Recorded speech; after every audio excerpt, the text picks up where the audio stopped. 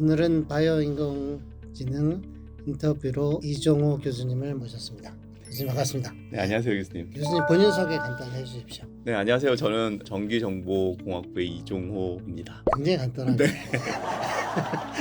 해주시네. 굉장히 효율적인 네. 소개였다고 생각을 합니다. 교수님이 학부 그다음에 대학원을 어떻게 지내셨는지 네. 그 경력도 좀 얘기를 해주세요. 네, 뭐 구사학번으로 이제 전기정보공학부를 나오고요. 그다음에 스탠포드에서 박사하고 NIH에서 포닥을 한 다음에 유펜의 교수로 있다가 한국에 들어온 지 이제 10년 됐습니다. 교수님의 연구 분야에 대해서 좀 간단히 설명을 해주세요. 네, 제가 연구하는 분야는 요즘 핫하다고 얘기하는 디지털 헬스케어라는 분야고요. 그 중에서 특히 메디컬 이미징에서 의료 영상 쪽에서 특히 인공지능을 활용해서 의료 영상을 어떻게 더 잘할 수 있는지에 대해서 주로 연구를 하고 있습니다. 그 중에서 의료 영상 장비가 다양하게 있으니까 예를 들어서 엑스레이, CT, MRI 이렇게 펫까지 다양한 기계들이 있는데 그 중에서 저희 랩은 주로 MRI를 이용해서 인간의 뇌를 어떻게 더 잘 볼 수 있는지, 그리고 우리가 지금까지 뇌에서 끄집어낼 수 없었던 새로운 정보를 이렇게 얻음으로써 그걸 통해서 새로운 질병에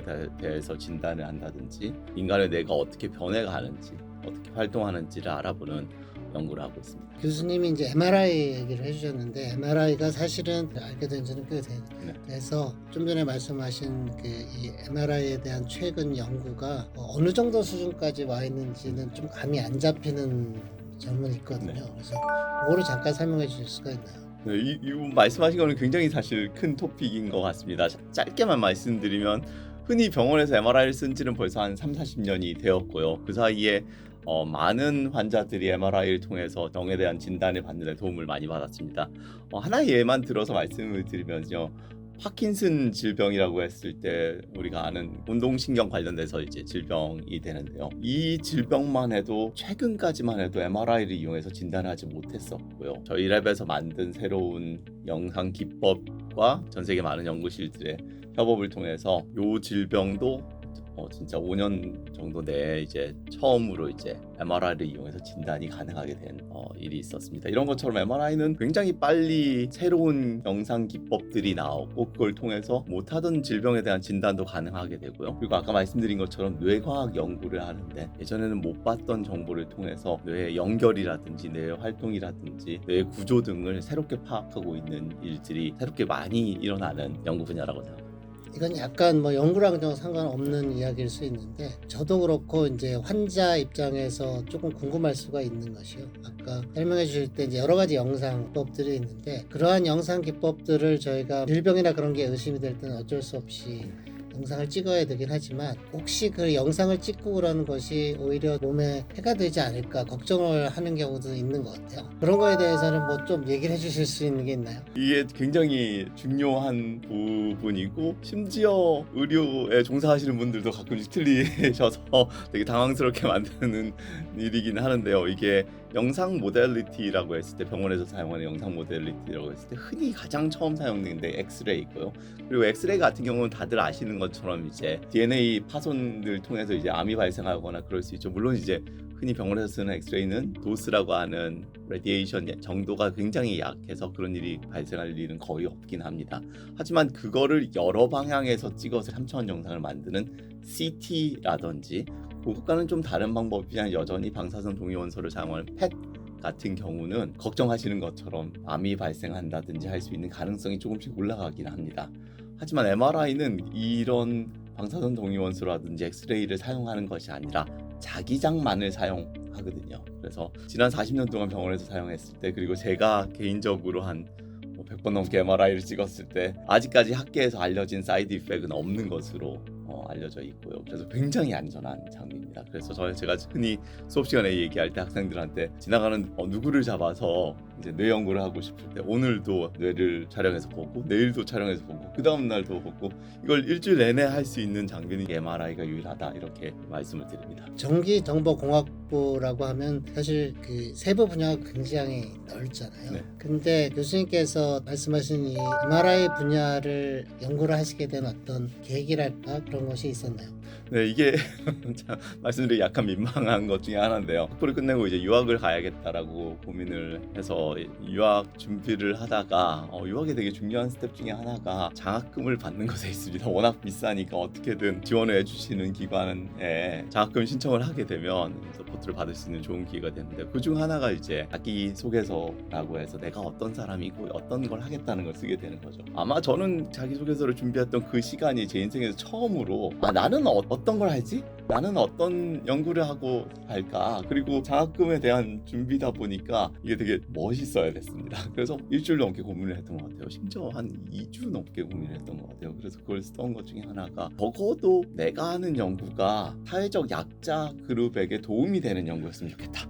라는 게 당시 멋있어 보이는 글이었고 그래서 그렇게 쓰고 나서 이제 유학을 가서 전공을 결정하는데 그때는 사실 장학금 받기 위해서 쓴 거지만 아무래도 이게 내가 글로 쓰고 나면 그쪽에 사람이 좀 이렇게 묶이는 게 있더라고요. 그래서 어떤 전공을 할까라고 보다가 그러면 그때 얘기했던 그런 이게 스스로 설득이 돼가지고 그러면 MRI를 연구하면 의료 영상이고 결과적으로 내 연구가 아픈 분들에게 도움이 될 수도 있겠다라고 생각을 해서 그쪽을 전공하게 됐습니다. 아까 MRI를 좀 더 포괄적으로 이제 디지털 네. 헬스라고 설명을 해주셨잖아요. 그리고 지금 분야를 정하실 때 사람들한테 도움이 되는 그런 거를 찾으셨다고 말씀하셨는데 디지털 헬스 쪽으로 패러다임이 바뀌는 것이 환자들한테 도움이 된다는 측면에서는 어떤 점이 더 좋아진다고 생각을 해야 될까요? 일단 디지털 헬스케어에 대해서 디파인을 하면요, 뭐 의료 산업 전체에 대한 일종의 디지털 트랜스포메이션이라고 생각을 하시면 되고요. 이것이 우리가 지금까지 모았던 어떤 데이터와 그다음에 AI 기술 그리고 뭐 각종 IT 기술 및 새로 나오는 센서들 이런 것들을 통해서 지금까지 의료와는 다른 새로운 서비스를 통해서 인간의 건강을 증진시키자 이런 의미가 되고 가장 대표적인 게 요즘 나오는 워치라든지 링이라든지 이런 걸 통해서 일상적으로 데이터를 확보하고 그걸 통해서 병이 발생하기 전에 프리벤티브 케어라고 하죠. 병이 발생하기 전에 미리 그 사람한테 인터벤션을 할 수 있게 해서 건강을 유지시키자라는 게 되게 중요한 파트라고 생각을 합니다. 그런 면에서 MRI 촬영도 요즘은 너무 비싸니까 이것을 아플 때 돼서 이제 아픈 것 같으니까 한번 촬영해 봅시다 라고 견제는 되고 있는데요. 그러지 말고 그냥 루틴하게 1년에 한 번씩 누구든지 촬영을 할 수 있다면 훨씬 더 병 초기 또는 발생하기 전에 시그니처를 확인할 수 있고 그걸 통해서 건강을 유지할 수 있지 않을까라고 생각하는 거라고 생각하시면 될 것 같습니다. MRI가 질병 치료를 위한 영상 촬영도 있지만 뇌에 대한 어떤 연구에도 활용이 되는데 그런 측면에서 이 MRI를 활용을 해서 최근에 뇌과학에서 관심이 있는 어떤 중요한 질문이 있을까요? 이건 저한테는 약간 어려운 질문입니다. 어느 순간인가 이게 결정을 해야 됐거든요. 클리니컬 포커스로 연구를 할 것인지 아니면 사이언스 쪽으로 갈 것인지 고민을 하다가 클리니컬 포커스 쪽으로 넘어와서 최근에는 저희 랩에서 만든 툴을 이용해서 뇌 연구를 하는 분들이 계시지만 저희 랩에서 직접 열심히 뇌 관련된 연구를 하고 있지는 않습니다. 하지만 제가 최근에 본 것 중에 굉장히 재밌었던 것 중에 하나는 이런 것 같습니다. 워낙 인공지능이 핫한 토픽이 있고 그 다음에 뇌를 인공지능에 투사해서 좋은 인공지능을 만든다든지 아니면 사람의 뇌 같은 인공지능을 만들기 위해서 노력하시는 분들이 꽤 계시거든요. 그래서 그런 분들이 뇌에서 얻은 지식 또는 뇌가 어떻게 동작하는지와 현재의 인공지능을 이렇게 왔다 갔다 하면서 같이 새로운 인공지능을 만들려고 노력하시는 분들이 계시고요. 그런 파트들은 미래 세대에게는 굉장히 흥미로운 주제일 수 있지 않을까라고 생각하고 있습니다. 교수님께서 스탠퍼드에서 박사를 하신 것으로 알고 있는데 그러니까 스탠퍼드 대학이 이제 저희들한테 알려진 거는 굉장히 어떤 혁신적인 흐름을 이제 주도하는 학교로 알려져 있는데 교수님께서 이제 스탠퍼드에서 학위를 하면서 본인이 직접 경험하신 학교의 어떤 분위기라 그럴까 본인의 경험으로는 어떻게 기억을 하고 계신지. 제가 느꼈던 것 중에 굉장히 독특했던 거 하나가 정말 수업들이 그 주변에 있는 소위 말하는 실리콘밸리 인더스트리에서 직접 쓸 수 있는 수업들을 가리키는 게 있습니다. 특히 반도체 쪽이 그랬었는데요. 정말 이 수업에서 A뿔 받으면 어디든지 취업이 된다라는 이런 얘기가 있을 정도로 아무래도 실리콘밸리가 굉장히 중요한 역할을 하고요. 그다음에 학생들 입장에서 실리콘밸리에서 연구를 하게 되는 뭐 그런 포지션들을 굉장히 원해하는 친구들도 꽤 많다 보니까 어떻게 보면 다른 학교와의 굉장히 큰 차이점 중에 하나가 굉장히 프랙티컬합니다. 대학원의 커리큘럼 자체도 굉장히 프랙티컬하고 뿐만이 아니라 연구 주제들도 꽤 현실에서 트랜슬레이션 돼가지고 임팩을 가질 수 있는 연구들의 포커스가 꽤 있는 학교라고 생각이 듭니다. 처음에는 사실은 당황했습니다. 저는 굉장히 좀 펀더멘탈한 뭔가를 대학원이고 박사과정이고 하다 보니까 좀 더 딥한 뭔가를 할 거라고 생각했는데 꽤 트랜슬레이터블한 걸 해가지고 당황을 했었는데요. 아마 학교의 캐릭터가 그런 거일 수도 있고 또는 제가 봤던 학교의 캐릭터가 그런 거일 수 있습니다. 지금은 많이 달라졌을 수도 있을 것 같습니다. 지금 이제 저희 서울대학교에서 교수를 하고 계신데 꼭 비교를 하는 건 아니지만 서울대학교에서 정보정보공학부에도 계시고 그랬을 때 어떤 공학적인 면에서 이제 스탠퍼드 대학에서 경험하셨던 것에 비해서 서울대학교에서 조금 아쉬운 점이 있다거나 아니면 우리가 좀 더 잘할 수 있는 부분 그런 거에 대해서는 뭐 어떻게 생각하시나요? 이건 되게 어려운 질문 중에 하나인 것 같습니다. 네, 이제 교수님은 설명하실 네. 수 있을 것 같아서 제가 일단 뭐 교육 얘기를 좀 드리면요. 저는 사실 되게 비싼 교육을 해야 된다고 생각합니다. 특히 서울대학교에서는 굉장히 비싼 교육을 해야 된다고 생각합니다. 그래서 제가 스탠포드에 있을 때 제가 들은 수업은 아닌데 그때 굉장히 파퓰했던 수업이 예를 들어서 오럴 프레젠테이션 수업이고 꽤 많은 친구들이 듣는 수업인데요. 물론 이제 아시안들은 잘 안 듣긴 합니다. 왜냐면 말에 자신이 없다 보니까 수업을 안 듣는데 그 수업은 진짜 한 10명 안 되는 친구들이 하나의 팀으로 해가지고 계속해서 발표를 하고 그 피드백을 받고 발표를 하고 피드백을 받고 이런 식의 수업입니다. 되게 특히 학부 때 또는 대학원 때 정말 중요한 게 글쓰기랑 말하기라고 생각을 하는데요. 이거는 어느 분야가 돼도 굉장히 중요한 거라고 생각을 하고요. 직접 글을 쓰고 누군가가 이걸 다 고쳐주고요. 직접 말을 하고 내가 어떻게 말하는지에 대해서 피드백을 받고 그걸 고쳐줘야 되는데 우리가 그런 게 약간 아쉬운 점이 있지 않나라고 생각을 하고요. 결과적으로 이렇게 우리 학교 시스템을 봤을 때 글쓰기랑 말하기를 고치는 거는 학부가 아니라 대학원 랩이더라고요.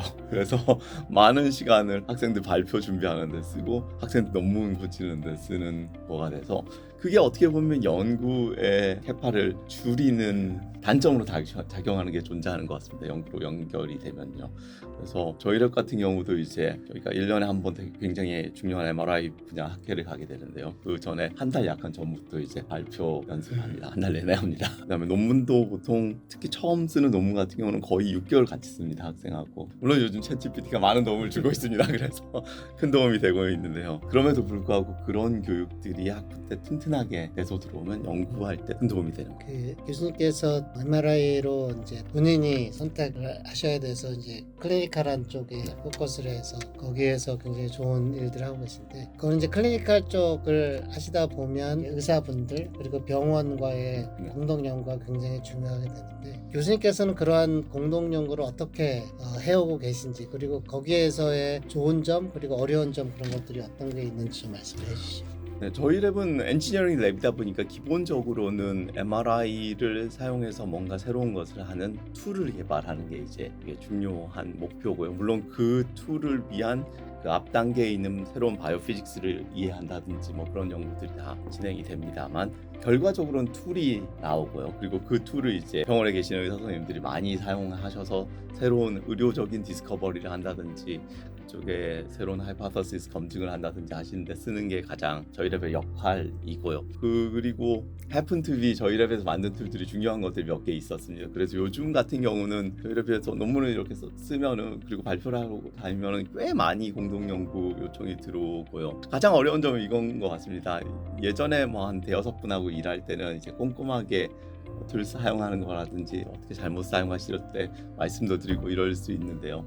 요즘은 정말 많아서요. 이제 인터랙션이 다 안 됩니다. 그러다 보니까 미스유즈 케이스들이 되게 많이 나오고요. 약을 보면 이렇게 조금 파인 프린트로 이렇게 막 글 많이 써 있는 것처럼 저희 툴에도 이렇게 매뉴얼에 보면 잔뜩 적혀 있거든요. 이런 거 하지 마세요라고 잔뜩 적혀 있는데 보통 안 읽으시잖아요. 그 결과는 어디 학교 가서 보면은 이러면 안 되는데라는 것들이 꽤 존재해서 그걸 또 말씀드리고 그런 일들이 요즘 꽤 많이 일어나고 있습니다.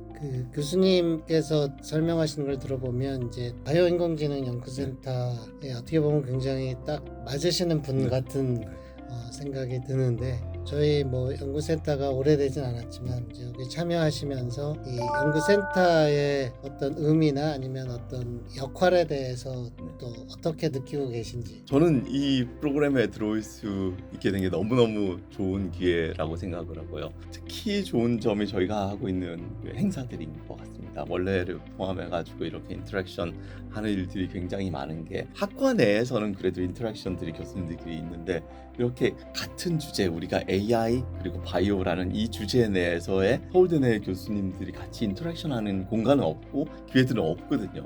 저희가 원래를 통해서 서로 얘기를 할 수 있고 다른 분들의 연구를 알 수 있고 그리고 그걸 이용해서 저희가 새로운 연구를 생각할 수 있는 이런 기회가 되는 게 정말 유니크한 기회인 것 같고요. 그걸 할 수 있는 장을 마련해 주신 게 정말 이 연구단의 가장 핵심 기능이라고 생각합니다.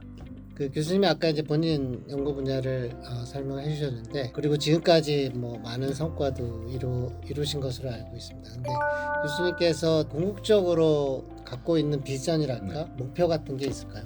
저희는 정말 MRI를 전 세계 모든 분들이 1년에 한 번씩 촬영할 수 있게 만들 수 있으면 정말 좋겠습니다. 정말 이게 게임 체인저라고 생각하고요. 물론 현실은 되게 멀리 있습니다. 예를 들어서 MRI가 있는 곳만 따지면은 정말 선진국만 MRI 액세서블 하고요. 특히 방금 말씀드린 것처럼 1년에 한 번씩 홀바디 MRI를 찍는 사람들은 미국에서도 되게 부자들에 대해서만 그런 프로그램이 현재 존재를 하긴 합니다. 굉장히 비싸고요. 하지만 그게 다른 걸 얘기해 주는 거죠. 이 미국에서 되게 굉장히 부자들이 이걸 하고 있다는 것은 여기에 대한 베네핏이 존재한다는 걸 얘기하는 거고요.